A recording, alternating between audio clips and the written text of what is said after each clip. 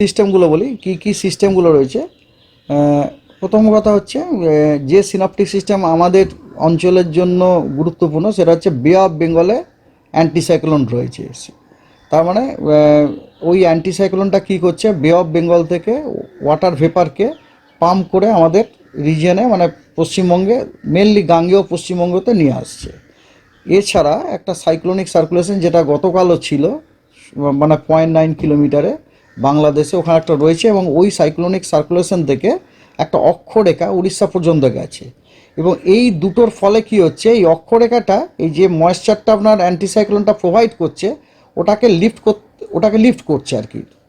ঠিক আছে, ওটাকে লিফট করার জন্য আমরা এরকম ক্লাউডি কন্ডিশন দেখতে পাচ্ছি। As a result of which দেখুন আজকে সারা পশ্চিমবঙ্গতে কিন্তু আমরা পশ্চিমবঙ্গের প্রত্যেকটি জেলাতে বিভিন্ন জায়গাতে আমরা রেনফলের পূর্বাভাস দিয়েছি। কোথাও ফেয়ারলি ওয়াইড স্প্রেড দিয়েছি, কোথাও স্ক্যাটার দিয়েছি, কোথাও আইসোলেটেড দিয়েছি, এমনকি আমরা শিলাবৃষ্টিরও সতর্কতা দিয়েছি উত্তরবঙ্গের কয়েকটি জেলার কয়েকটি জায়গাতে। এবং কথা হচ্ছে এই বৃষ্টিপাতের এই ডিস্ট্রিবিউশন এবং ইন্টেন্সিটি ডে বাই ডে কমে আর কি। আর আপনি যদি কলকাতা বলেন, কলকাতার কথা হচ্ছে যে কথায় আকাশ এরকম মেঘাচ্ছন্ন থাকবে এবং লেট আফটারনুন ইভিনিংয়ের দিকে বৃষ্টি হওয়ার সম্ভাবনা আছে, হালকা মাঝারি ধরনের বৃষ্টি। এবং মিনিমাম টেম্পারেচার কমার কোনো সম্ভাবনা নেই।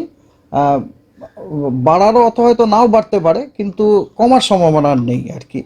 আর ম্যাক্সিমাম টেম্পারেচারেরও আপনার বাড়ার কোনো সম্ভাবনা নেই, বরং ম্যাক্সিমাম টেম্পারেচার কমতেই পারে আর কি। আজকেও মনে হয় ম্যাক্সিমাম টেম্পারেচার কালকের থেকে কমে গেছে আর কি। বাতাসে জলীয় বাষ্পের পরিমাণও কিন্তু মানে আর্দ্রতাও যথেষ্টই বেড়ে গেছে।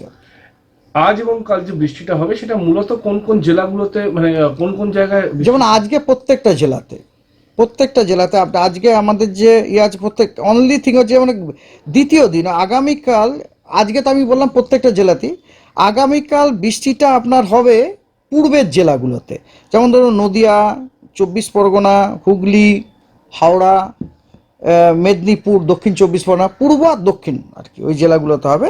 কিন্তু পশ্চিমের জেলাগুলোতে কালকের নেই।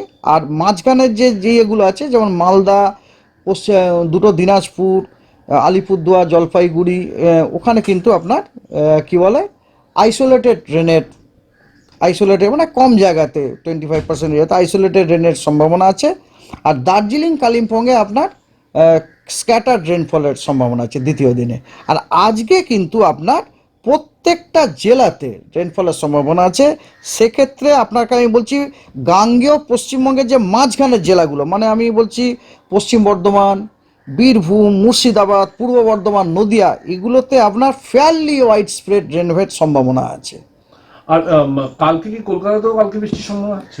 ইয়েস, কলকাতাতে বৃষ্টির সম্ভাবনা আছে, কালকেও আছে। ইয়েস, আইসোলেটেড, তীব্রতাটা কমবে। আজকে যেরকম স্ক্যাটার্ড মানে অনেক তীব্রতা না, মানে স্পেশিয়াল ডিস্ট্রিবিউশনটা আজকে যেমন একটু বেশি, কালকে তার তুলনায় কম আছে। সেক্ষেত্রে তাপমাত্রা বেড়ে মানে সর্বনিম্নটা বিশেষ করে +6 হয়েছে, এবং সর্বোচ্চটাও ওয়েদারের জন্য একটু হলেও কমলেও কিন্তু যথেষ্টই বেশি আছে।